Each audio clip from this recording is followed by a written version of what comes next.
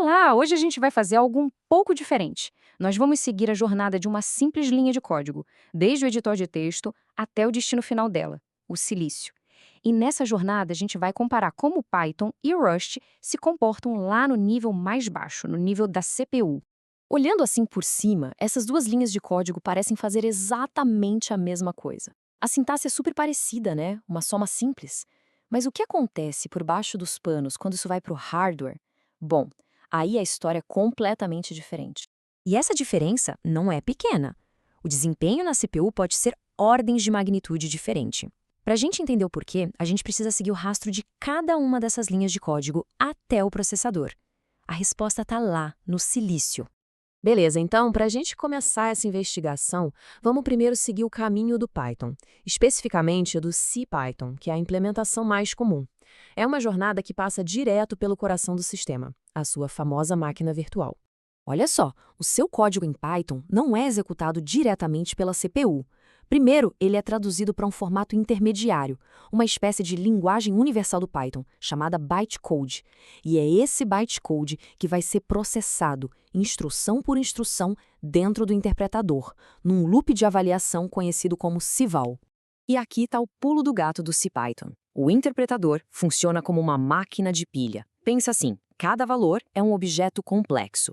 E para fazer qualquer operação, o interpretador precisa empurrar e desempurrar ponteiros para esses objetos numa pilha de dados virtual. Isso gera um overhead, uma sobrecarga absurda de movimentação de memória e em direções. É isso que dá a flexibilidade do Python, mas é também a sua maior fonte de ineficiência. Na prática, isso quer dizer que aquele simples sinal de mais no código não é uma única instrução para a CPU. É, na verdade, uma sequência enorme de passos. Buscar os objetos da memória, verificar os tipos deles, chamar a função dunderEdge, alocar um novo objeto para o resultado.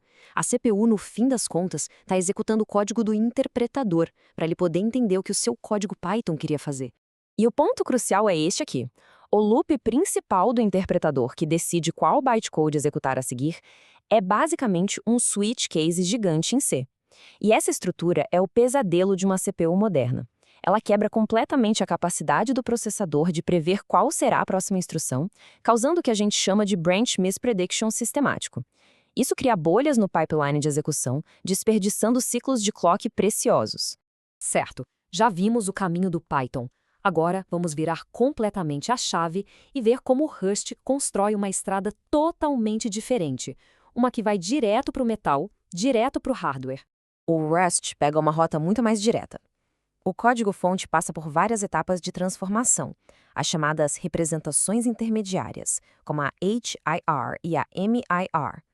É nessas etapas que as análises mais pesadas acontecem. E o objetivo final é um só: produzir código de máquina nativo, super otimizado para a arquitetura específica da CPU. E é aqui, na fase da MIR, a representação intermediária de nível médio, que a grande mágica do Rust acontece. É nesse ponto que o compilador executa o famoso borrow checker. Usando grafos de fluxo de controle, ele consegue provar matematicamente, em tempo de compilação, que o seu código é seguro, que não vai ter acessos concorrentes e conflitantes à memória. A segurança é garantida antes de o programa sequer rodar. E este é um exemplo clássico do tipo de bug de memória perigosíssimo que o borrow checker do Rust simplesmente torna impossível de acontecer. Uma classe inteira de problemas, muito comum em outras linguagens, é eliminada na raiz. Depois de fazer todas as suas verificações de segurança, o Rust entrega o código para o LLVM. Pensa no LLVM como um super otimizador. É uma infraestrutura de compiladores que aplica dezenas de otimizações, refina as instruções, faz a alocação de registradores e, no final, gera o código de máquina mais eficiente possível para aquele hardware específico. Ok, a gente já viu os dois caminhos. Agora é hora do confronto. Vamos colocar os dois lado a lado exatamente onde importa. Lá dentro da CPU, na microarquitetura. Para a gente entender a diferença de performance, precisamos falar sobre previsão de desvio, ou branch prediction. As CPUs modernas são como linhas de montagem. Elas tentam adivinhar o futuro para manter o pipeline de instruções sempre cheio. Uma previsão errada causa uma parada, um engasgo, que custa caro em termos de ciclos. E aqui a comparação é gritante. De um lado, o loop do interpretador Python, que confunde e atrapalha o previsor de desvio da CPU o tempo todo.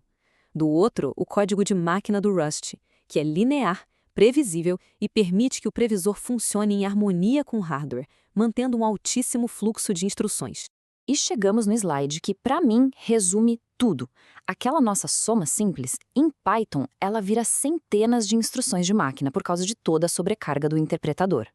Em Rust, em Rust ela vira uma única instrução de máquina que vai direto para a unidade lógica e aritmética do processador. E não para por aí. As CPUs modernas têm um outro truque na manga: as instruções SIND, que permitem fazer a mesma operação em múltiplos dados de uma vez só. É um paralelismo massivo no nível da instrução. E como o Rust garante exatamente como os dados estão organizados na memória, de forma contígua e previsível, o compilador consegue muitas vezes usar essas instruções SIMD automaticamente. É um nível de otimização que o modelo de objetos do Python, com tudo espalhado pela memória, simplesmente não permite sem que se recorra a extensões escritas em si. Bom, para finalizar, vamos juntar todas as peças e entender o que tudo isso significa. No fundo, a gente está falando da troca fundamental que cada linguagem faz. A gente está falando sobre o preço da abstração.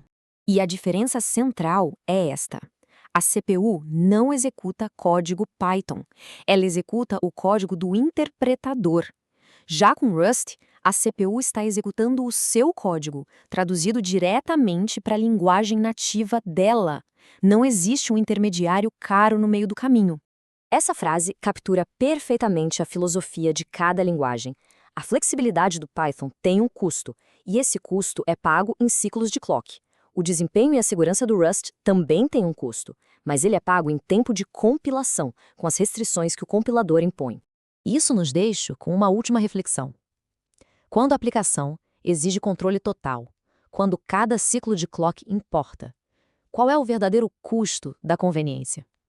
A escolha de uma linguagem, no fim, não é só sobre sintaxe. É sobre decidir qual o nível de abstração e qual o custo de desempenho que fazem sentido para o problema em questão.